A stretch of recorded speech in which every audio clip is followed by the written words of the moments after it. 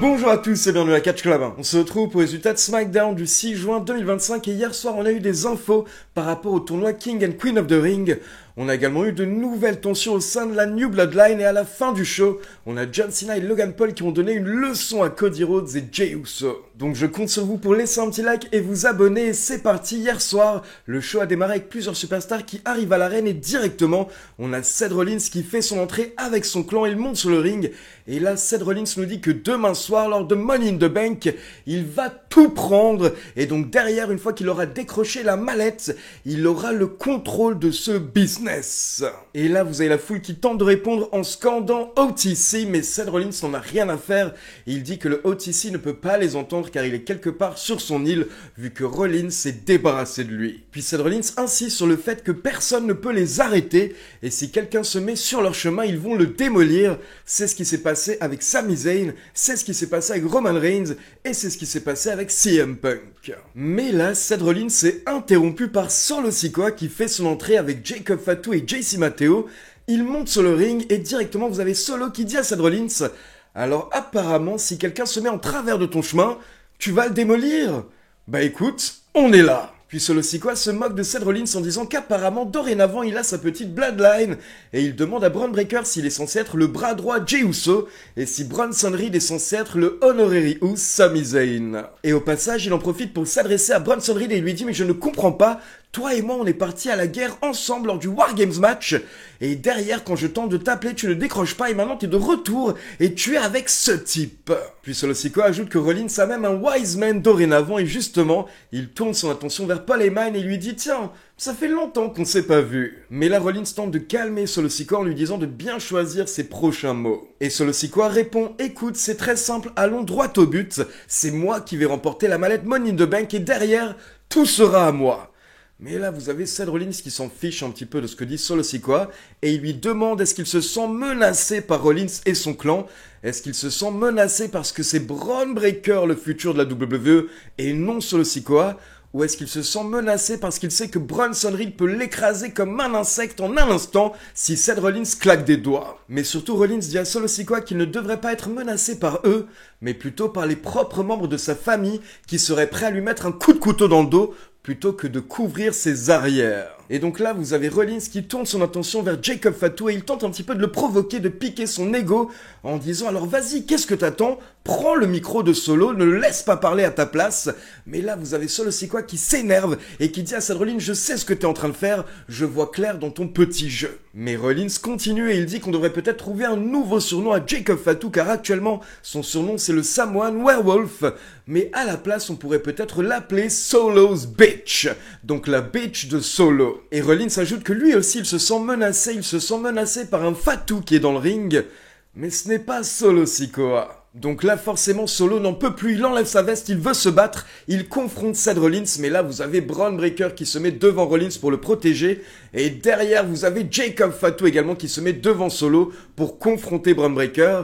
Puis à la fin, vous avez Rollins qui revient au milieu, qui tente un petit peu de calmer la situation. Rollins fait comprendre à son équipe qu'ils ne vont pas se battre ce soir, et donc là, vous avez Rollins et son clan qui s'en vont. Mais pendant ce temps, par derrière, vous avez Jimmy Uso qui sort de nulle part pour se venger. Et donc là, il frappe JC Mateo qui tombe sur Jacob Fatu. Donc il éjecte Jacob Fatu du ring.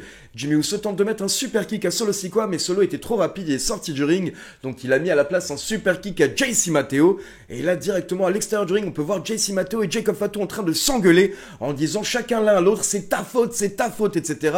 Donc clairement, ça ne va pas entre eux. Et alors juste une petite remarque par rapport à ce premier segment, bien entendu Rollins était excellent comme d'habitude, mais encore une fois, je tiens à le répéter, Solo Sikoa fait également un très bon boulot au micro, et ces petites mimiques en fait, toutes ces petites réactions, il est de plus en plus énorme et de plus en plus hilarant semaine après semaine. Et donc on enchaîne avec Jimmy Uso contre JC Mateo, et encore une fois, pendant le match au bord du ring, vous aviez Solo Sikoa qui était vraiment très divertissant, car pendant tout le match, il n'arrêtait pas d'aller voir Jimmy Uso qui était par terre, qui était en train de souffrir et il se moquait un petit peu de lui en mode bon, alors, tu vas nous rejoindre ou pas? Et bien entendu, Jimmy refusait à chaque fois, donc vous aviez Solo qui disait à JC Matteo, bon bah vas-y, continue, batte-lui les fesses, et il se moquait un petit peu de son grand frère, c'était vraiment très bien fait de la part de Solo. Et donc pendant la première partie du match, vous avez Jimmy Uso qui a vraiment souffert, mais d'un coup, à la fin, il se réveille, il porte des super kicks, puis un spear à JC Matteo, et ensuite il monte sur les cordes, il se prépare pour son Uso Splash, mais là vous avez Solo Sikoa qui monte au bord du ring pour distraire l'arbitre, et de l'autre côté vous avez Jacob Fatu qui monte également au bord du ring, afin de distraire Jimmy Uso qui du coup descend des cordes, il confronte Jacob Fatu, et là vous avez JC Matteo qui tente de frapper Jimmy Uso par derrière, mais au dernier moment, Jimmy esquive, et donc sans le faire exprès, JC Matteo se jette dans Jacob Fatu, les deux se cognent, et là vous avez Jacob qui tombe à l'extérieur du ring, et derrière vous avez Big Jim qui enchaîne avec un roll-up sur JC Matteo pour la victoire. Et donc encore une fois, après le match, on a des tensions entre JC Matteo et Jacob Fatu. Jacob Fatu qui décide de partir tout de suite sans le reste de la New Bloodline, pendant que vous avez JC Matteo qui répète à Solo Sikoa que c'est Fatu le problème. Ensuite, on passe en coulisses, on a Julia qui croise Zelina Vega, donc petite discussion entre les deux car on sait que Julia est intéressée par le titre US, mais au passage, elle précise qu'elle aime le comportement de Zelina Vega et elle aime sa confiance. Et dans un autre coin des coulisses, on a Jacob Fatu qui n'est pas content et il tombe sur Damian Priest. Damian Priest qui prévient Jacob Fatu qu'il va venir chercher le titre US. Et pendant le segment, au fond, vous pouvez voir Shinsuke Nakamura qui surveillait tout ça. Derrière, on enchaîne avec Piper Niven accompagné par Chelsea Green et Alba Fire contre Zelina Vega dans un Bakersfield Brawl. Donc en gros, c'était un street fight, c'était un match sans disqualification. Tout était permis, donc pendant le match, les catcheuses ont utilisé des armes comme des candlesticks et du coup, vu qu'il n'y avait pas de disqualification, Chelsea Green et Alba Fire n'ont pas hésité à intervenir pour aider Piper Niven. Du coup, vers la fin du match, vous avez Piper Niven qui monte sur les cordes afin d'écraser Zelina Vega, mais d'un coup, elle pointe vers le public, elle montre quelque chose à Alba Fire et Chelsea Green, et là on peut voir que c'est Julia qui sort de nulle part, et donc Julia se débarrasse de Alba Fire et Chelsea Green, puis elle va chercher un candlestick, et là elle met 2 coups de candlestick sur Piper Niven qui était sur les cordes, et derrière ça permet à Zelina Vega de se placer sous Piper Niven et de la powerbomber à travers une table pour la victoire. Et donc après le match, vous avez Julia qui monte sur le ring, elle félicite Zelina Vega, elle lève son bras, mais d'un coup elle lui met un coup de tête, et son finisher, donc le message de Julia est très clair, elle veut le titre US. Ensuite, on passe dans un vestiaire et on retrouve Jey Uso qui est rejoint par Cody Rhodes et Cody demande à Jey s'il va bien. Et Jey répond que ça va, il est un petit peu amoché suite à ce qui s'est passé lundi, mais tout va bien. Puis là, vous avez Jimmy qui vient voir également Jey et lui demande également si ça va.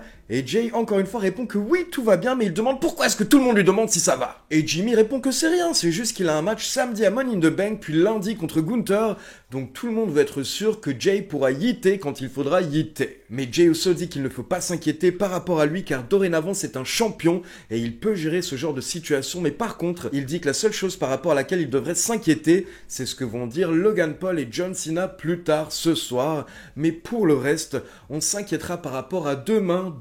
Donc Jey Uso qui la joue vraiment en mode confiant, en mode il peut tenir le coup, il peut aider ses amis, il peut aider ses proches, et en même temps, il peut s'occuper de son propre business et défendre le titre World Heavyweight, et on verra bien lundi soir si au final il avait raison ou pas. Derrière, on a une petite vignette d'Aleister Black qui nous dit qu'il n'a pas apprécié le fait que LA Knight ait volé le tombé lors de leur match de qualification pour Money in the Bank. Ensuite, on a une petite réponse de LA Knight, donc ça nous a mené à un match. Mais au bout d'une dizaine de minutes, le match entre Aleister Black et LA Knight a été interrompu par Seth Rollins et son clan qui débarquent. Et donc là, vous avez Rollins qui a porté un premier stomp à LA Knight, puis il voulait enchaîner, mais d'un coup, Aleister Black a confronté Seth Rollins. Donc là, Rollins a reculé, mais pendant ce temps, vous avez Bron Breakker qui s'est préparé et qui a surpris Aleister Black avec un spear. Et donc là, vous avez le trio qui s'est débarrassé d'Aleister Black, puis ils se sont acharnés sur LA Knight, avec notamment un nouveau spear de Bron Breakker. Donc en gros, hier soir, vous aviez Rollins et son petit clan qui se débarrassaient des autres catcheurs qui seront dans le Money in the Bank Ladder Match. Ensuite, on a un petit message des General Managers Adam Pearce et Nick Aldis qui nous annoncent qu'il se passe beaucoup de choses à la WWE et dès que Money in the Bank sera passé, on va démarrer les tournois King and Queen of the Ring dès la semaine prochaine et les finales auront lieu lors du PLE Night of Champions en Arabie Saoudite et attention, info supplémentaire, les vainqueurs des tournois King and Queen of the Ring affronteront les top champions de leur brand lors de SummerSlam. Donc par exemple, si un catcheur de SmackDown remporte le tournoi King of the Ring, eh bien il affrontera le champion WWE, donc John Cena, lors de SummerSlam. Et directement derrière, on a une petite interview de Jade Cargill qui nous promet qu'elle va remporter le tournoi Queen of the Ring, puis le titre lors de SummerSlam, mais là elle est interrompue par Charlotte Flair qui précise qu'il n'y a qu'une seule Queen à la WWE. Et pendant ce temps, vous avez Tiffany Stratton qui passe et qui leur souhaite bonne chance en se moquant un petit peu d'elle.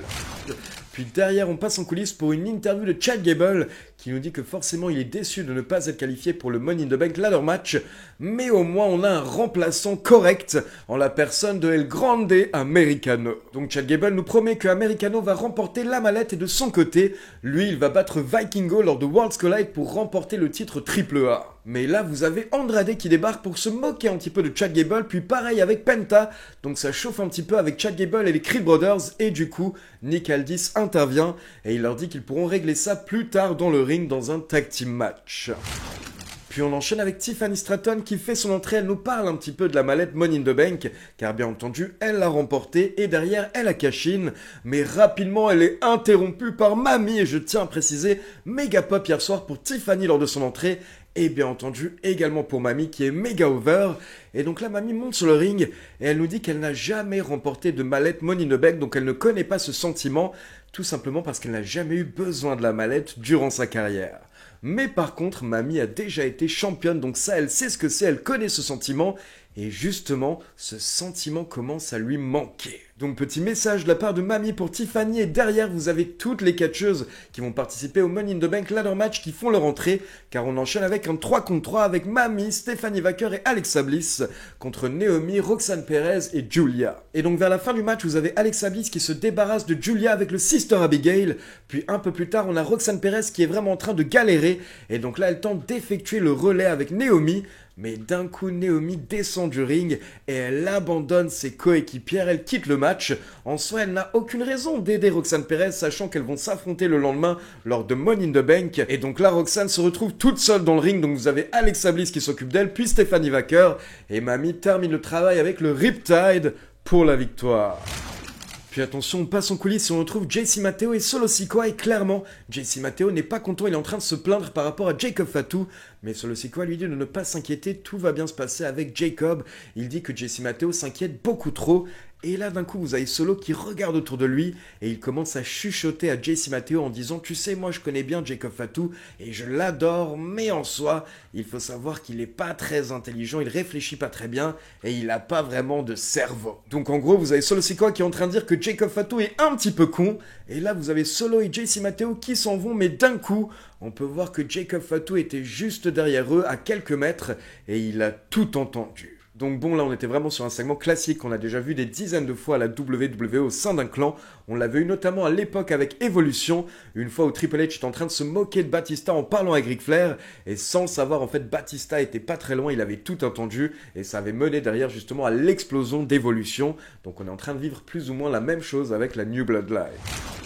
Ensuite, on a une petite vignette assez dark de Bo Dallas qui envoie un message, un avertissement aux autres équipes de SmackDown, et du coup directement derrière, on retrouve les Street Profits, Fraxium, DIY et les Motor City Machine Guns qui ont tous vu le message sur un écran, et clairement ils sont pas rassurés. Mais malgré tout, les équipes tentent de se motiver, vous avez 3 équipes qui sont totalement prêtes à affronter les Wyatt Six, et vous avez les DIY qui jouent les peureux, et eux ils veulent absolument pas affronter Bo Dallas et ses potes. Puis on enchaîne avec Penta et Andrade contre Julius et Brutus Creed, accompagnés par Chad Gable qui bien entendu a tenté d'intervenir pendant le match, mais il faut savoir qu'on avait Vikingo qui était également dans le public, et donc Vikingo s'est débarrassé de Chad Gable, et pendant ce temps les Faces ont pris l'avantage dans le ring, et à la fin Penta a porté son Destroyer sur Julius Creed pour la victoire. Mais attention, encore une fois, après le match vous avez Seth Rollins qui débarque avec son clan, ils ont entouré le ring, et donc là vous avez Bron Breakker et Bronson Reed qui ont attaqué Andrade et Penta, et Rollins qui a terminé le travail avec des stompes sur les 2 catcheurs. Puis vous avez Bronson Reed qui est monté sur les cordes et il a enchaîné avec un tsunami splash sur Penta,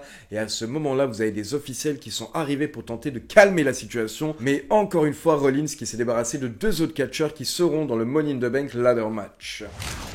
Et donc quelques instants plus tard, on retrouve Rollins et son clan dans le ring. Et vous avez Paul Heyman qui fait un petit speech pour dire que Rollins nous avait prévenu. Il avait annoncé déjà avant WrestleMania ce qu'il allait faire. Et maintenant, il est en train d'accomplir exactement ce qu'il avait annoncé. Il va enchaîner en remportant la mallette Money in the Bank. Et derrière, il l'encaissera quand il le souhaitera pour prendre le contrôle de ce business. Et là, vous avez Paul Heyman qui veut continuer, mais d'un coup, il est interrompu par Cody Rhodes. Et derrière, vous avez Jey Uso qui fait également son entrée. Donc au final, Rollins et son clan préfèrent partir. Et là, on a Cody et Jey Uso qui tentent un petit peu de nous hyper par rapport à Money in the Bank, mais ils sont rapidement interrompus par John Cena, qui fait son entrée avec son magnifique nouveau t-shirt aux couleurs des Lakers. Et donc là, vous avez la présentation de John Cena qui est présenté en tant que GOAT.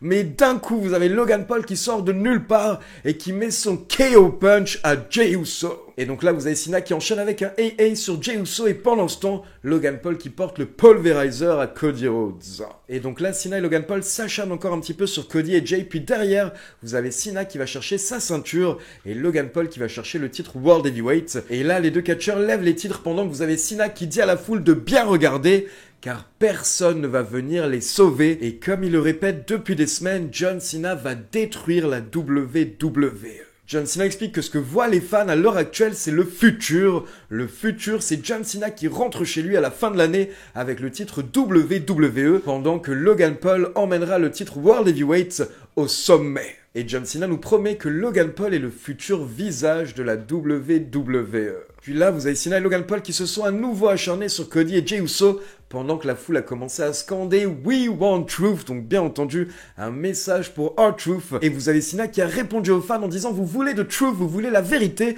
mais vous ne pouvez même pas la supporter. Et il ajoute que si les fans veulent vraiment de truth, s'ils veulent vraiment la vérité, eh bien la vérité elle est dans le ring actuellement. John Cena termine en traitant les fans d'hypocrites, de pathétiques et de menteurs. Et il nous dit de bien se rappeler de ces mots. Ce sont les vainqueurs qui écrivent l'histoire. Et donc il termine encore une fois en disant « Je suis le dernier vrai champion et Logan Paul est votre futur champion ». Allez, on enchaîne avec l'avis de Pierre puis ma conclusion. Très beau segment d'ouverture ce soir à SmackDown, c'est génial, hein. Seth Rollins et son clan et les Men in Black qui ouvrent cet épisode, j'ai adoré. Il est très vite rejoint par le clan de Solo Sikoa qui ne sert plus à grand chose. Jean-Claude Matteo et Jacob Fatu. D'ailleurs, la confrontation Jacob Fatu et Bron Breakker est exceptionnelle, j'adore ça. Mais on n'aura pas ça du tout ce soir, on aura JC Matteo qui affrontera Jimmy Uso. Jimmy Uso qui ne sert plus à grand chose non plus, hein, on est d'accord. D'ailleurs, c'est Jimmy Uso qui va gagner le combat. À quoi ça sert de faire gagner Jimmy Uso en 2025? Je me le demande, évidemment. Jimmy Uso est meilleur que son frère, c'est lui qui devrait être champion, mais son booking ne sert plus à rien. Mettons Jimmy Uso de côté, on le réutilisera plus tard s'il vous plaît. Alors Knight contre Aleister Black, c'était génial, mais ça termine en œuf de boudin, j'ai jamais su comment on disait. Parce que le clan de Seth Rollins va intervenir, visiblement ils veulent détruire tout le roster ce soir, ou tous les participants du Money in the Bank. C'est open bar ce soir avec Seth Rollins, d'ailleurs Seth Rollins qui est normalement un Monday Night Raw et qui vient à SmackDown, hein. On s'en branle complètement, il y a plus de roster, il y a plus de brand split, on en a plus rien à foutre pour notre plus grand plaisir. On a une petite annonce ce soir, le tournoi King and Queen of the Ring revient pour notre plus grand plaisir. C'est de la merde ce tournoi, ça pue la merde, ça sert à rien. La finale aura lieu à Night of Champions. Il y a plus de PLE King and Queen of the Ring, hein, on s'en branle. Mais bon, tant que les Saoudiens nous donnent du pognon, on en a rien à branler. Ce 6-woman tag team match, c'était un véritable bordel. Quand je parle de bordel, je ne parle pas du lieu, hein, je suis pas Dodo la Saumure. Les plus jeunes d'entre vous ne l'auront pas celle-là. Non, ce qui était un bordel, c'était ce match. Il était exceptionnel. Vaquer, Alexa Bliss, Rhea Ripley, Roxanne Perez, Julia et Naomi, j'ai vraiment adoré ce match. Le nouveau thème de Naomi lui va trop bien. Stephanie Vaquer est trop forte. Rhea Ripley ressort encore une fois très très forte, hein. Ça va pas faire plaisir à tout le monde. Et ma chouchou Alexa Bliss, bah c'est ma chouchou. Séquence émotion, le segment des Wyatt Six, plus particulièrement de Bo Dallas, était génial. Ce promo package m'a donné les larmes aux yeux. Quand je l'ai vu, je me suis dit tout le long, bordel, qu'est-ce qui ressemble à son frère. On voit Windham quand Bo Dallas parle, que ce soit la façon de tourner, que ça soit son visage, son intonation, son rire, c'est génial. Et le message est très clair, les Wyatt Six veulent s'en prendre à toute la division tag team de SmackDown, division tag team qui va s'unir contre les Wyatt Six. Gentils comme méchants, ils vont s'associer pour leur survie et j'adore cette écriture continuer dans ce sens, s'il vous plaît. Après que Penta et Andrade aient célébré leur victoire sur le ring, oui, Andrade a gagné un match, c'est incroyable. Seth Rollins intervient une nouvelle fois. Seth Rollins et son clan ont littéralement détruit tous les participants du Money in the Bank ce soir à SmackDown. J'adore ça. Et j'adore l'écriture de Seth Rollins. Il est devenu tout ce qu'il détestait, il est devenu tout ce qu'il reprochait à Roman Reigns et c'est génial. Mais le plaisir ne sera que de courte durée parce que c'est Cody Rhodes qui fait son entrée avec Jey Uso malheureusement. malheureusement. Le public fait yeet, évidemment. Le public a été vraiment très débile ce soir, entre les chants CM Punk, les chants Watt, les chants yeet, mais aucune pop pour Aleister Black. Bakersfield, vous représentez bien votre pays, hein, décidément. Bref, Cody Rhodes prend le micro, il nous fait une promo sensée, une promo inspirante, une belle promo, et Jey Uso va prendre le micro à son tour. Il va nous faire également une promo sensée, inspirante. Ah bah non, il va dire yeet. Deux de QI, hein, comme le public ce soir à Bakersfield. C'est au tour de Cena et Logan Paul d'intervenir. Grosse baston générale, les faces se font péter la gueule. Logan Paul pose avec la ceinture World Heavyweight, elle lui va beaucoup mieux qu'à Jey Uso d'ailleurs. J'ai adoré cette fin de SmackDown. Je mettrai la note de 7,5 sur 10 à cet épisode de SmackDown. Merci Seth Rollins. Le match féminin était fantastique, le catch était fantastique ce soir. J'ai vraiment adoré cet épisode de SmackDown et c'est pas souvent. Que demander de plus? Peut-être que je dépasse les 2000 abonnés sur Instagram, alors n'hésitez pas à vous abonner. Ou alors peut-être que je réussisse quelque chose dans ma vie, ce serait bien. Merci à tous, à la prochaine, merci Ali et vive le catch, bon Money in the Bank et bon Worlds Collide, c'est ce soir à 21h. Gracias, si señor, et Old El Paso et Faritas. Alors je vais être assez rapide ce soir, j'ai bien aimé ce qui s'est passé hier avec le travail de Seth Rollins, Braun Breaker et Bronson Reed durant la soirée pour essayer d'affaiblir tous les autres participants qui seront dans le Money in the Bank Ladder Match. C'est très bien joué de la part de l'architecte qui est Seth Rollins, et à côté de ça, j'ai adoré tout ce qui s'est passé autour de Solo Sikoa, Jacob Fatu et JC Matteo. Comme je le répète depuis quelques semaines, on sent que ça va péter bientôt, on ne sait pas exactement quand, mais la WWE build très très bien les choses et on a tellement hâte de voir le moment où Jacob Fatu va exploser et détruire Solo Sikoa et JC Matteo, mais en même temps, faut pas totalement détruire Solo Sikoa parce que le mec brille tellement ces dernières semaines que lui aussi, il faut quand même lui préparer un beau futur en même temps que Jacob Fatu. Donc voilà, c'est tout pour les résultats de SmackDown. Maintenant, comme d'habitude, c'est à vous. N'hésitez pas à me laisser vos avis dans les commentaires. Et donc, je rappelle qu'on se retrouve ce soir, samedi soir à 1h du matin, en direct sur Twitch pour Money in the Bank. Et comme d'habitude, n'oubliez pas de liker la vidéo, de vous abonner à la chaîne et de cliquer sur la petite cloche pour être informé de la sortie des prochaines vidéos. Ciao tout le monde!